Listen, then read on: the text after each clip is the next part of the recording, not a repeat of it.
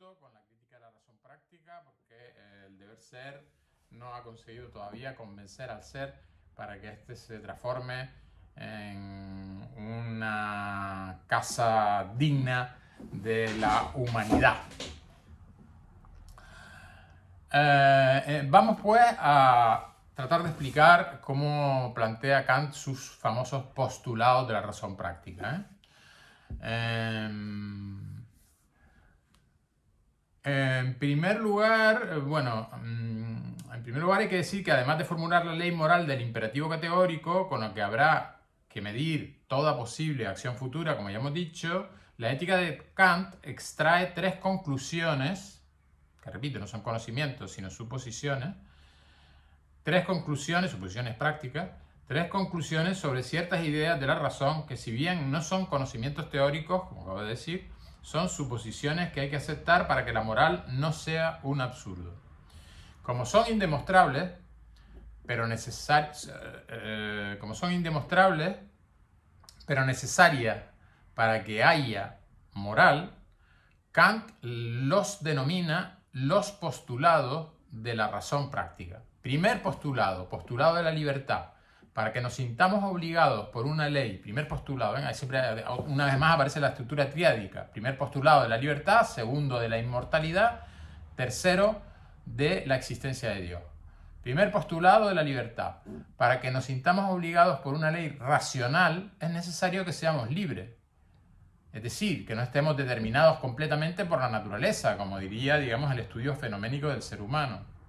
Lo cual quiere decir que tenemos efectivamente una parte nouménica en la que nosotros podemos pensar y que nos descubrimos como seres extrañamente diferentes al resto, puesto que solo nosotros somos libres. Los animales y evidentemente los vegetales menos, ¿no? Menos todavía, que sí, en absoluto.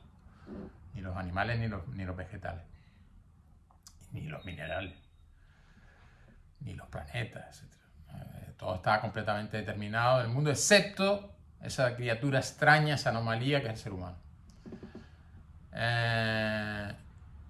Por tanto, hay que suponer que la libertad es una característica de nuestra alma.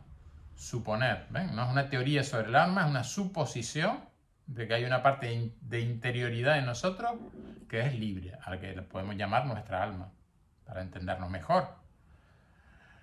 Segundo postulado, postulado de la inmortalidad del alma. La ley moral nos ordena que nuestros actos se ajusten a ella en perfecta armonía, pero eso no es posible en una existencia limitada. Hay que suponer una existencia ilimitada de nuestra alma y, por tanto, una inmortalidad. Y tercero, postulado de la existencia de Dios. Actuar según la ley moral nos hace buenos y virtuosos, pero no necesariamente felices. Dios es lógico suponer que deba existir para que haya una esperanza para el virtuoso, aquel que tiene una voluntad buena, de alcanzar, aunque sea más allá, la felicidad. Tras plantearse el problema de la ética, Kant encuentra un conjunto de pensamientos que, aunque no sean conocimientos teóricos, permiten un nuevo tipo de metafísica, la metafísica de las costumbres, elaborada completamente a priori, o metafísica de la acción, ¿no? Elaborada, aquí está. Acuérdense que es más gorda incluso que la crítica de la razón práctica, que es mucho más fina. Repito, tras plantearse el problema de la ética, Kant encuentra un conjunto de pensamientos que, aunque no sean conocimientos teóricos, permiten un nuevo tipo de metafísica, la metafísica de las costumbres. Ya habíamos visto que en la crítica de la razón práctica luego se permite una pequeña mini metafísica de la naturaleza. Elaborada completamente a priori, esta metafísica de las costumbres, con independencia de la experiencia sensible, y que llega incluso a afirmar ciertas cosas sobre algunas de las ideas suprasensibles sobre las que no se podía hacer metafísica teórica. Se afirman cosas sobre entidades suprasensibles, pero no como conocimientos, sino como suposiciones, como ya he dicho antes. Los principios éticos no son conocimientos, pero sí son pensamientos a priori que expresan la conciencia moral humana como constructora de órdenes. La conciencia moral como constructora de órdenes. Así pues, son metafísicos, pues no se deducen de las características físicas de los hombres, sino de algo que está más allá de la experiencia. En esto, como veremos, el hombre elefante tiene unas características físicas que son absolutamente monstruosas, pero que sin embargo en su interioridad nouménica es de todos los personajes de la película, y bueno, es una película basada en una historia real, ¿no? No sé si en la historia real es también así, pero por lo menos en la película el personaje de John Merrick, que es el hombre que está oculto tras esa deformidad monstruosa por la cual le han llamado el hombre elefante, pronuncia varias veces la frase: yo lo único que quiero es ser bueno, lo único que siempre he querido es ser bueno. Es decir, su principal ilusión en la existencia no es satisfacer sus placeres, puesto que eso encima el pobre no ha podido satisfacerlos nunca, ha sido completamente torturado, utilizado como medio, etc. Pero él a sí mismo sí que se trata como un fin, y llega un momento en que reacciona y se revela y dice: yo también soy humano y lo único que quiero es ser bueno, pero no me dejan. Impresionante, verdaderamente recuerdo que verdaderamente tan triste la película, que yo recuerdo que cuando fui a verla al cine hace muchísimo tiempo, cuando la estrenó David Lynch, pues salí del cine y yo era jovencito y me había colado, creo que no era para mi edad, y salí del cine y estuve como 3 o 4 horas sin poder hablar de la impresión, ¿no?, de ver aquella película, y eso que es en blanco y negro.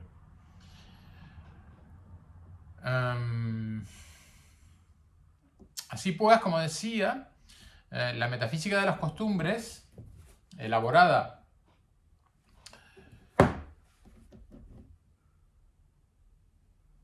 completamente a priori, con independencia de la experiencia sensible, y que llega incluso a afirmar ciertas cosas sobre algunas de las ideas suprasensibles sobre las que no se podía hacer metafísica teórica, hemos conseguido, en definitiva, penetrar un poco, digamos, en el noumeno, en la parte del más allá, ¿no?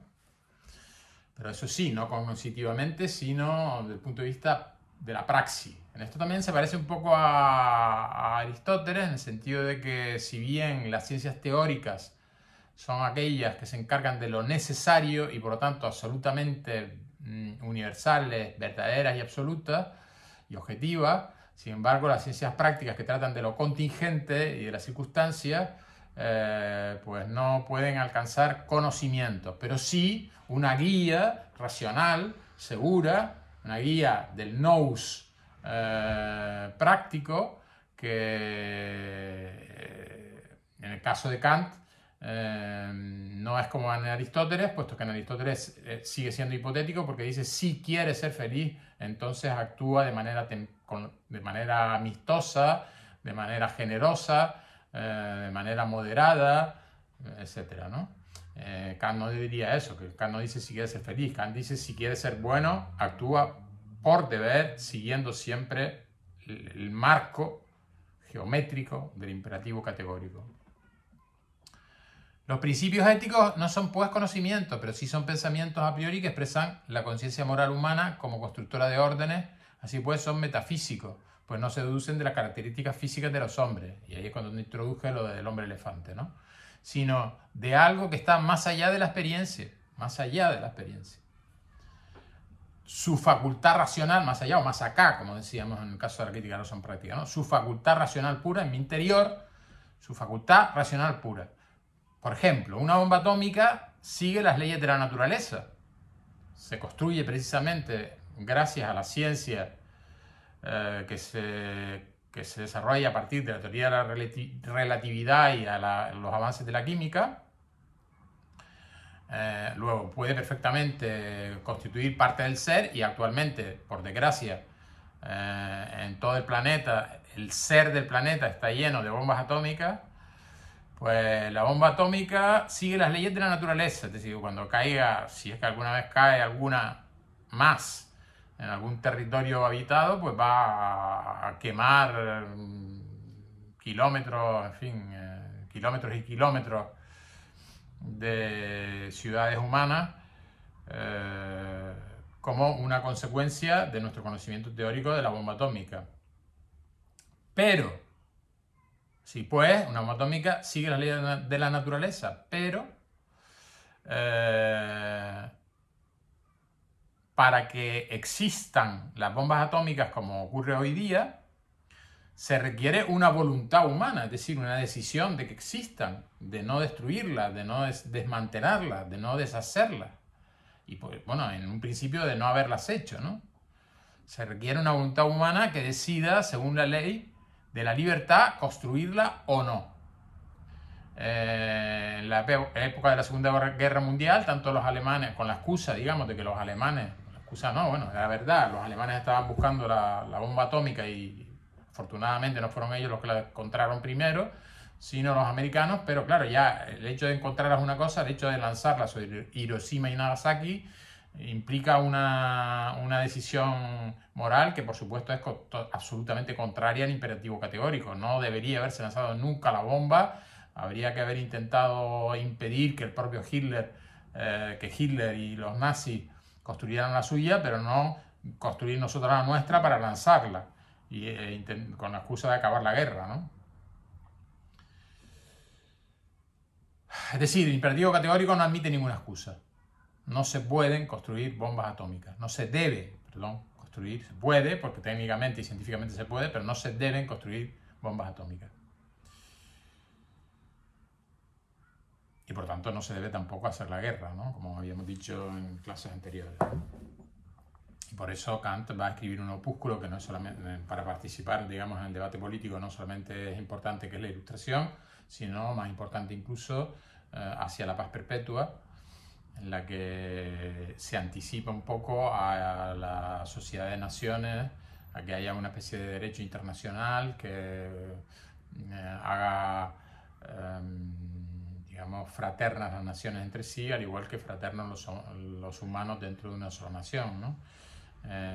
Podemos decir entonces que Kant es en cierto modo un precursor de organizaciones como la ONU, la UNESCO, etcétera, ¿no? Que no funcionan del todo bien, pero bueno, mejor es tenerlas que no tenerlas. Y de todas maneras, fíjense que después de Kant vienen las dos grandes guerras mundiales, ¿no? Las dos terribles guerras mundiales, es decir que no se cumplió esa ilusión de Kant de que el progreso indefinido en la ciencia y en la técnica iría acompañado de un progreso en el deber ser y en la moral. Por desgracia no fue así, ¿no? Es decir, que el desarrollo científico-técnico permitió un avance espectacular en la construcción de máquinas de matar cada vez más sutiles y perfectas, cada vez más con más capacidad mortífera para eliminar la mayor cantidad de seres humanos posibles, por no hablar del Ciclón B de los nazis que gaseaba a los judíos porque tenía prisa en eliminarlos todos antes de que se acabara la guerra. Bien, todo eso son, digamos, actos que van inequívocamente en contra del marco del imperativo categórico. La razón práctica establece mandatos sometidos al imperativo categórico que no se derivan de los acontecimientos físicos. Por ejemplo, las bombas atómicas se construyen siguiendo leyes de naturaleza y según una cadena de causas, ¿no? Todo el proceso de construcción. Y si se usan, provocarán devastadores efectos. Para todo ello, usamos la razón teórica, conocedora de un objeto y capaz de construirlo.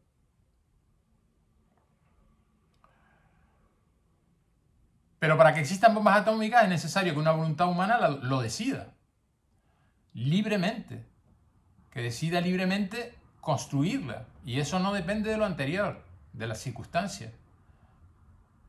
Puedes estar presionado, pero no depende definitivamente de lo anterior. Podrías haber decidido que no la construyes. O por ejemplo ahora que las desmantelas, ¿no? Eso no depende de que haya circunstancias que te presionen la decisión de construir la bomba atómica.